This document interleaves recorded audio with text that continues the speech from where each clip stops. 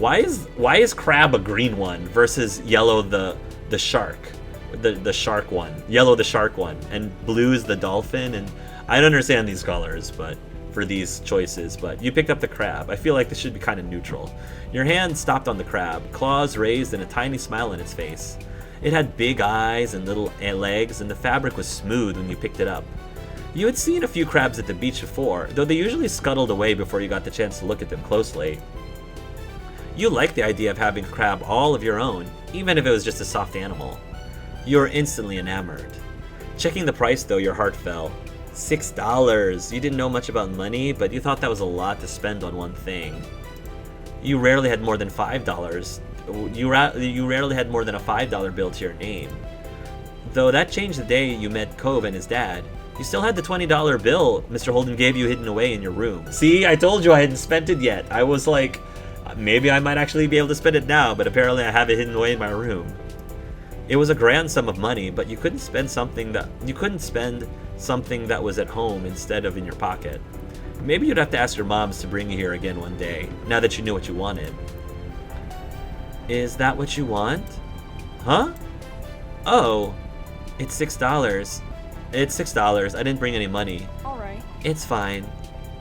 Really? Really? Are you sure? Hooray, you don't have to. I don't want you to get from me. I'm gonna say you don't have to. But if he wants... So here's the thing, like...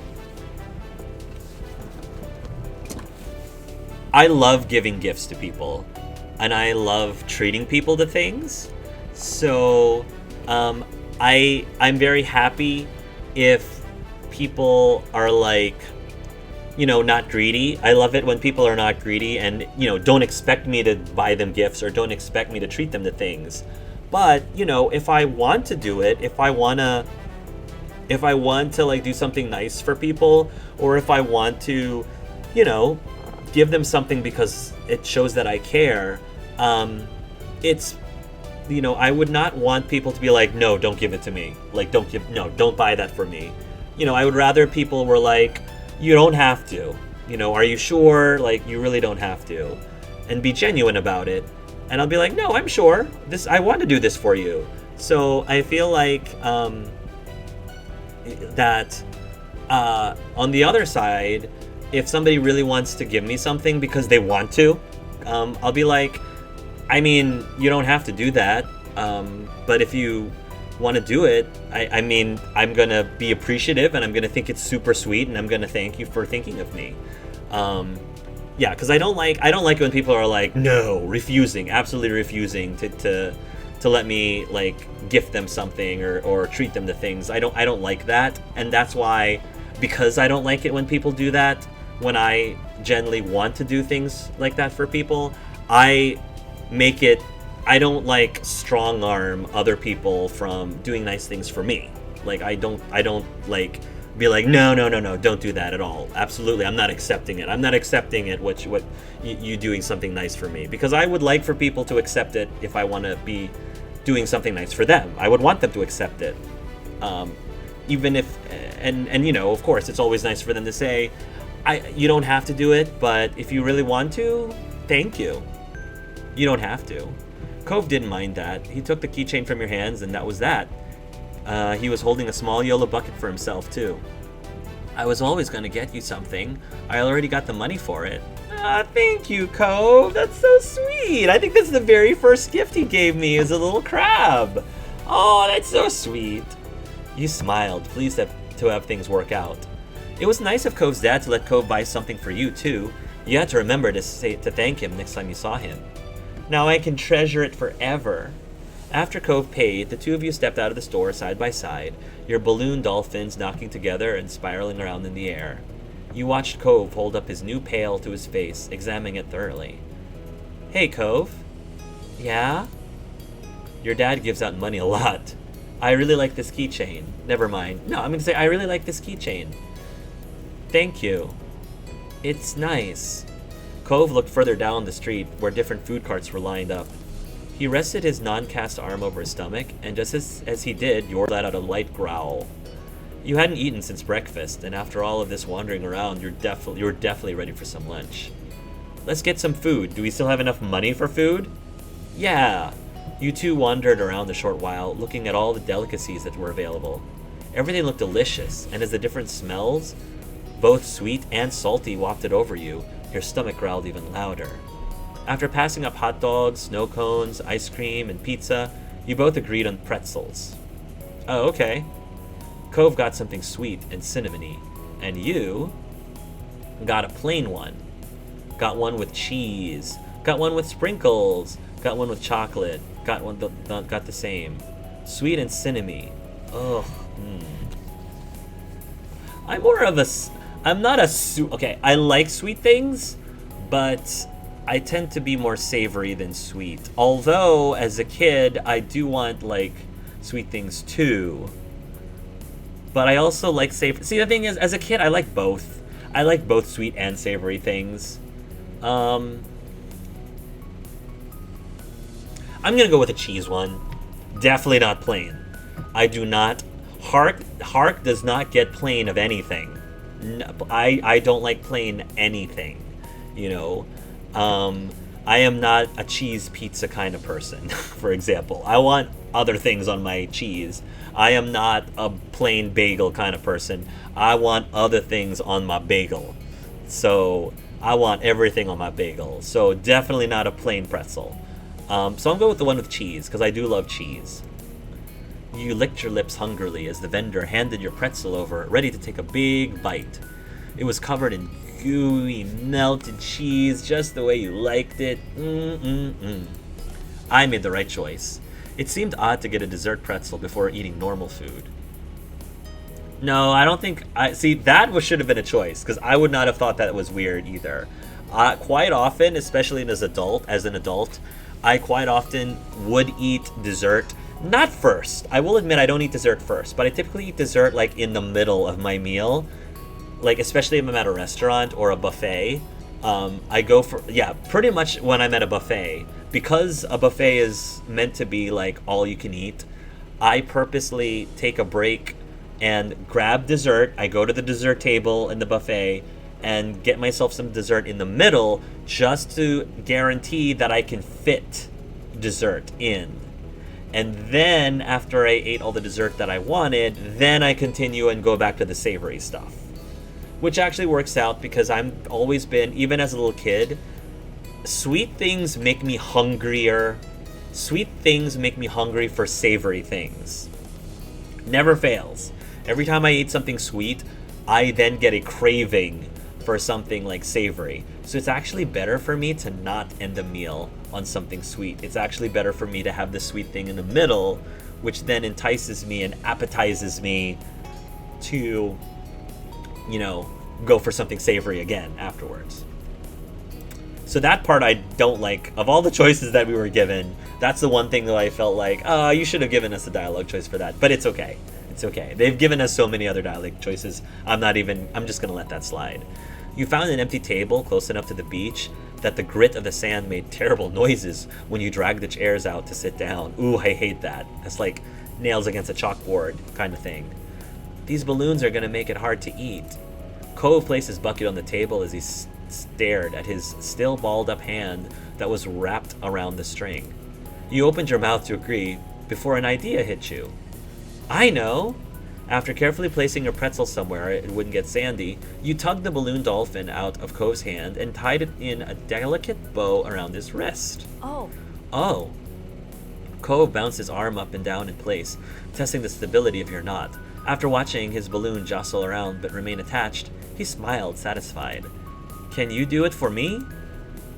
He repeated the ritual. Cove struggled somewhat with the cast restricting his fingers on one hand and a string already tangled around the other. Okay. I got it. Thank you, my hero. The two of you spent a moment admiring your handiwork, both hands now free to allow easy munching on your pretzels. You bit onto the doughy treat, savoring the taste on your tongue with a smile as you looked out over the ocean. After a time, you finished your pretzel. You were done before Cove. It was boring not having anything to do. You pulled on the string of your balloon to bring it down to your level. Then you held a dolphin in your hands, manipulating it to make it look like it was jumping through the air. My hand is a dolphin! Mad kudos, mad brownie points if you know what that reference is to. My hand is a dolphin. If you turn to face towards the beach, it almost looks like it was swimming in the waves like a real dolphin. Everybody's Russian. Sorry. No, I just had to throw that in too as well. A laugh came from your side. When you glanced back at Cove, he had left the remaining part of his pretzel on the wrapper, and he was gripping his dolphin too. Mine's name is Merryweather. He's the prince of dolphins. Mine's name is Splash. They star in movies. Mine's name is Cherry. She's actually an alien. Mine's name is Sam. They're just a regular dolphin.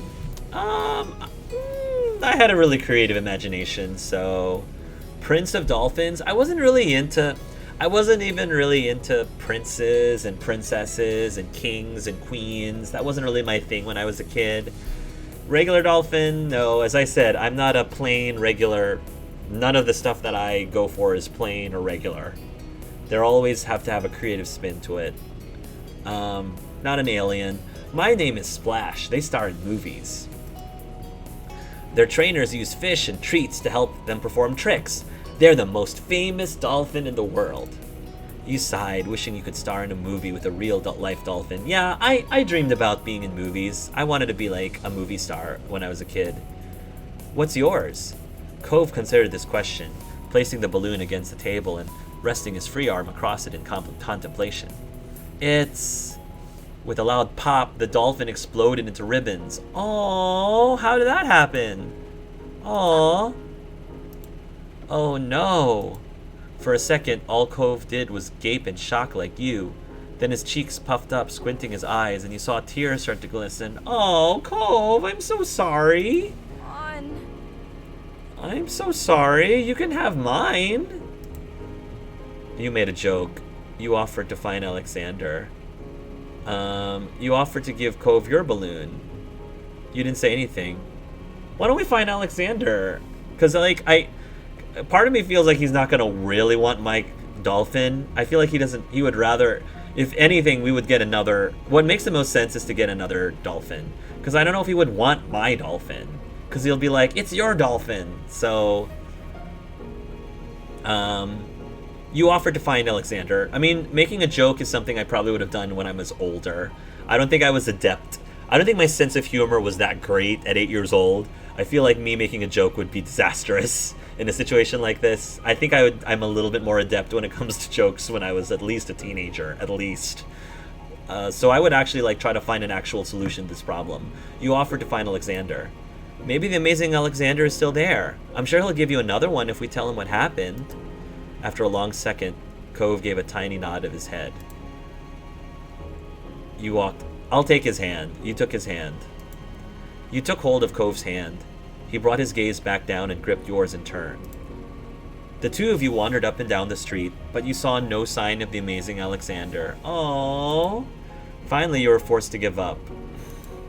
Still, it seemed to lift Cove's spirits, and that was good. The passing of Cove's balloon was the last major event of your adventure. Aww. In the end, the two of you headed back late that afternoon. You separated on the beach, and while Cove went straight home with his brand new sand pail in hand, you decided to sit for a while. You watched the waves and the sunset fiddling with your new keychain. Another summer day was drawing to a close. It has been a good one, except for the sad final note. Yeah. I wish the game would have, as soon as we couldn't find the great Alexander, I would have offered him my balloon at that point. So it's a little bit of a shame that the game didn't give you that option, because I thought that would logically be the thing to do. You know, if we couldn't find Alexander, because Alexander was always meant to be a plan A, and giving him my balloon would have been a plan B, or offering. But it's okay. It's okay. I don't need everything to end perfectly on each of these scenes. That actually was one of my favorites. I feel like so far, I feel like the shopping one was my favorite, just because, you know, we got I think because there was so much food involved. The barbecue one is my second favorite, again, because there was so much food involved in that one. But I don't know. I liked, you know, being able to like get different toppings for my pretzels, and getting, you know, a specific keychain that Cove gifted for us. Like, having Cove gifted for us was great. I like the little touch of giving you an option. Like, no pun intended. The little touch of giving us the option to touch. And by to touch Cove, I mean hold his hand. So that was really cute. So yeah, all in all, that was a really great, really strong moment, which is cool because it wasn't even a DLC. So by default, looks like we've got some perfectly strong moments, that just come with the game, that you don't have to have a DLC for. Okay, so since we just talked about it, and since Cove just got himself a fancy schmancy new pail, let's do the sandcastle one next. Cove wasn't able to do many things that summer. When him and Shiloh sat on the shoreline one bright morning, you could tell he wanted to be in the water. But there was no way he'd be swimming anytime soon, not with his cast. The wave washed a single shell to shore. Say that 5 times fast. A single shell to shore, single shell to shore, glittering and blue. Another reminder of the places he couldn't go. From what you'd heard about Cove's old life so far, in tiny pieces and fragments, you could tell that he'd do anything to be able to get the cast off. Like, make a pact with a witch or something, just to get it off his arm. I hope that they answer eventually why, what caused him to end up breaking his arm. Like, why does he have a cast? Like, so far we haven't gotten any hints or clues at all. I'm very surprised that nobody has asked him yet. I'm surprised that I haven't asked him yet. Like, make a pact with a witch or something, just to get it off his arm. You thought about how his summer last year must have been totally different from this, with his old home and his mom and dad. But now he was here, with you and Shiloh and Lizzie and everyone else, and he couldn't even go in the sea. This town wasn't bad. It had all your favorite things in it, but sitting there on the same beach you'd grown up on, you could understand that not everybody else felt the same way about Sunset Bird as you did. You watched him from the corner of your eye quietly, and he finally said aloud what you had been pondering. I wish I could go in. The water? Yeah. Oh, I'm sorry. You're gonna be able to do it soon. Cove only sighed in response. Apparently soon wasn't soon enough. I really love Shiloh's, optimism. I like Cove, but Shiloh right now as a child is 100% outshining him in every single way, because Shiloh is more of the people that I tend to connect with deeply, I think. But we'll see. We'll see how Cove goes when he gets older. Cove, because apparently Cove is supposed to be evolving and changing based on what happens during these scenes and based on your choices. So I'm curious to see if we're able to make him open up a little bit more and maybe be a little bit less socially caustic. I think because he can be a little socially caustic at times. It's so pretty, the ocean. And huge. There could be anything out there, like mermaids. Cove really likes his mermaids. Yeah! I wish he didn't have a cast. I don't really care. Soon might be fun if we could. I'm fine here on land. Mermaids aren't real. I was like, I'm fine here on land. I don't need to be in the water. Alright. Obviously not interested in hearing much more of your input on the situation. Oh, thanks. Cove turned back to the water. But as he looked away, something about Shiloh's slow, careful movements caught his eye. Hey, are you building a sandcastle? Sort of. I was only playing around while you were talking. I'm listening. Maybe I could too. I only made big piles before. It's really nothing special. I'm sure you'll be good at it right away. Well, how do you do it then? Shiloh's cheeks lit up. You could tell he was a little bit uncomfortable to have Cove's expectant stare on him. I'll play too. I love making sand stuff. I never really made one before. There's nothing else to do. I love making sand stuff. Okay. He put his hands back to his seashells and sand and nodded. I don't do a lot. Here's how I like to get a house started. Shiloh, focusing more intently than you'd ever seen him, guided Cove through this process. You happily used your own method. It didn't take long for the three of you to each have humble structures prepared. That's all, kind of. You can do anything now. Like make it bigger, add some seashells, carve a pretty pattern. I bet you'll have great ideas. I'm gonna make it bigger. Mine is gonna be a real castle. Cool. Cool, this is gonna be a house. Looking at the base of your sandcastle, you decided to make a house, a castle, a mansion. I mean, if I could make a mansion, I mean, honestly, if they gave me an animal, I would rather make a sand animal of some sort, like a sand Pikachu or something. I feel like I made a snow Pikachu. I made a couple of snow Pikachus, so I kind of wish they were like, I'm the kind of person who thinks out of the box and decides, I'm not going to make a sand building, I'm going to make a sand animal. But because I can't do that, I'm going to do a sand mansion. I'm going to go big or go home. Looking at the base of your sandcastle, you decided to design a mansion. The better part of the next hour was spent focusing on your own work. The boys were the same. I was a bit of an overachiever when I was a kid, so this makes a lot of sense. Even Shiloh didn't sneak as many peeks as everyone else as he usually did. You finished shaping before either of them did, glancing up from what you've built. So that's the sand mansion? That's kind of cool, actually.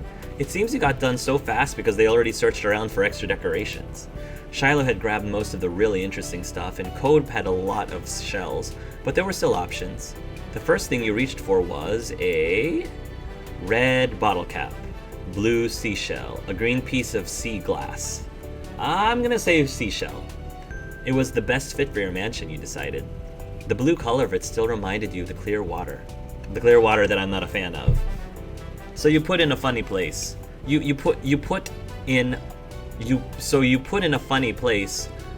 It should be you put it in a funny place where it'd take a second look to see it. Pleased with your result, you finally took a proper look around that wasn't focused on the sand itself. Both Cove and Shiloh seemed super immersed still. You knew you could probably sneak a peek at either one's work. You checked out Cove's sandcastle. You checked out Shiloh's sand house. You decided not to look. I mean, right now, like I said, I kind of like Shiloh a little bit more than, I'm kind of more interested in Shiloh than I am with Cove. Like, and it seems like I seem to spend a lot of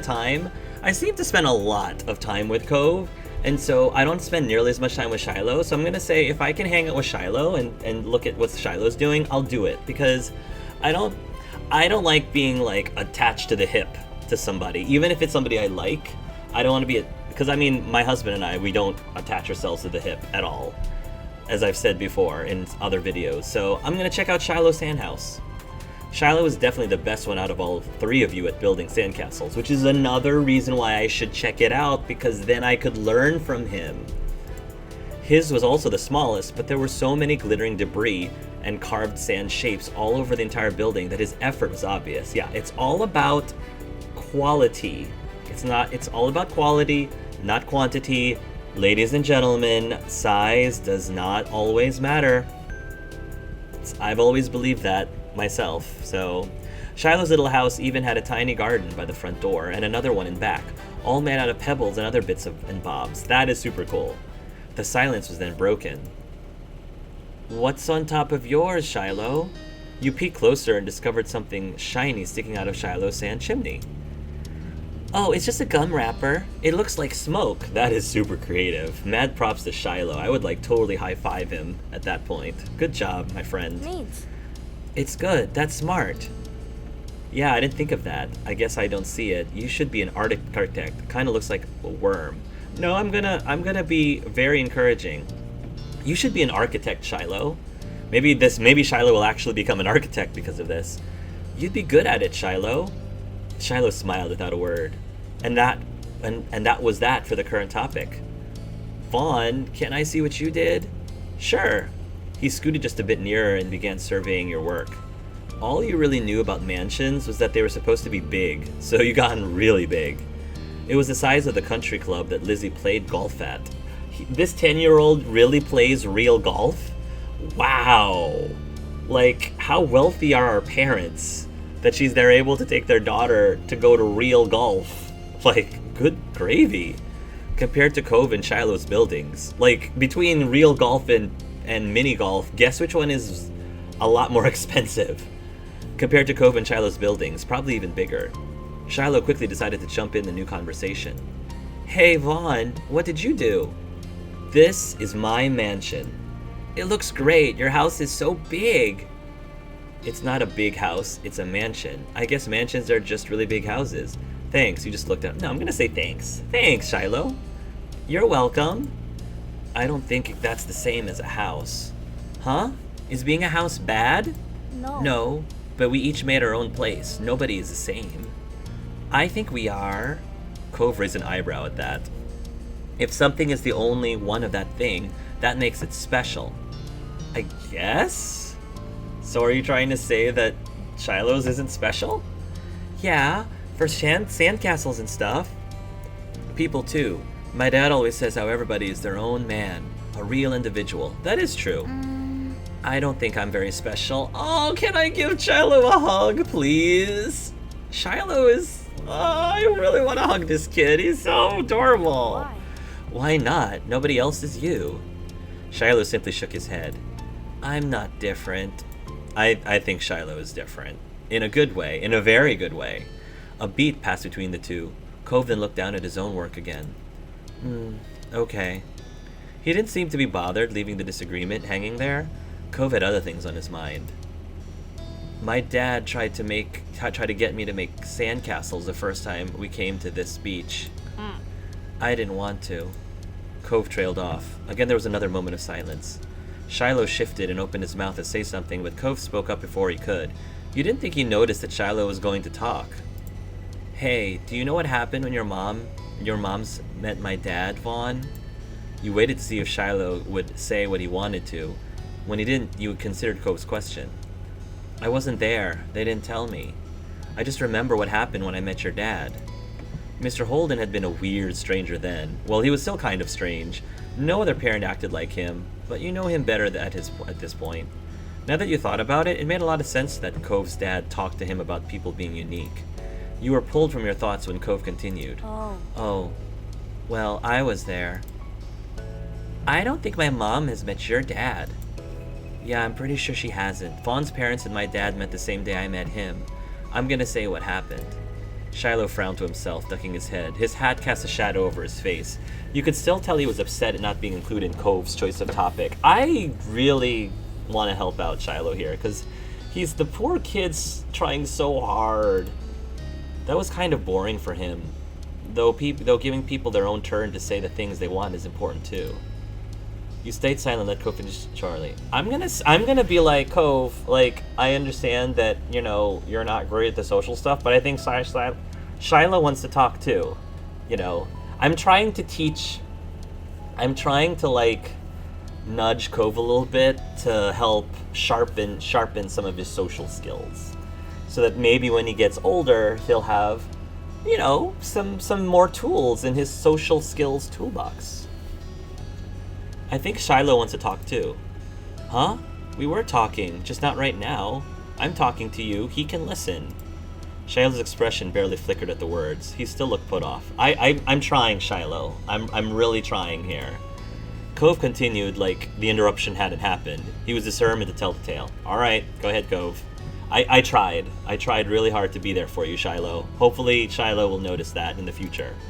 When we moved here, we didn't bring a lot of things with us, only some stuff that would fit in Dad's car. We didn't even get a moving truck. I sat in there while Dad brought it all inside. Poor Shiloh, look at him, he's so upset. I didn't want to get out, because I knew Dad would make me look around the new house. I really didn't want to do that. His lips twisted into a frown as he recalled that. Then I saw your moms. They were in a car too and stopped at your house. I guess they were coming back from somewhere or something. My dad noticed. He waved his hand and went over to the front of your house where he started talking to them. I don't know what they said. I couldn't hear it. But he couldn't see me anymore since I was looking the other way. So I opened the car door and left. I wanted to get away and went behind the houses. I found those hills there, the ones where we met for the first time. Cove nodded, then stared at you. You stared back. He didn't go on to say anything more. Aren't you going to finish your story? Cove's brow wrinkled, like he didn't understand why you were surprised. Huh? That's all that happened. Okay, why did you want to tell the story if nothing happened? No, that's mean. You really got to get better at telling stories. That was a pretty bad story. Thanks for telling me. I mean, that's fine. I think he said everything he needed to say.